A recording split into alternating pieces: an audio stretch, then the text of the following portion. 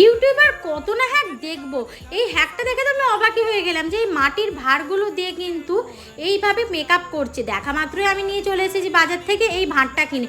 তারপরে এই ভাঁড়ে আমি একটু অয়েল দিয়ে নিয়েছি, অয়েল দিয়ে নিয়ে ঘষে এটা কিন্তু আমি অ্যাপ্লাই করে নেব প্রথমে লিপস্টিক হিসেবে।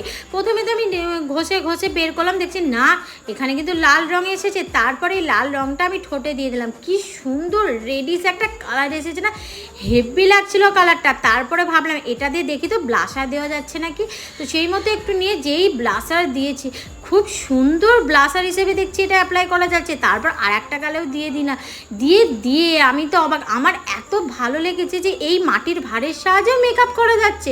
হ্যাকটা কিন্তু খুবই ভালো, যাই বলো বন্ধুরা, আমার তো হ্যাকটা খুবই ভালো লেগেছে। তোমাদের হ্যাকটা কেমন লাগলো অবশ্যই কিন্তু কমেন্ট করে জানিও। দেখো আমি তো অবাকই হয়ে গেছি যে একটা ভাঁড়ের সাহায্যে এত সুন্দর মেকআপ করা যাচ্ছে।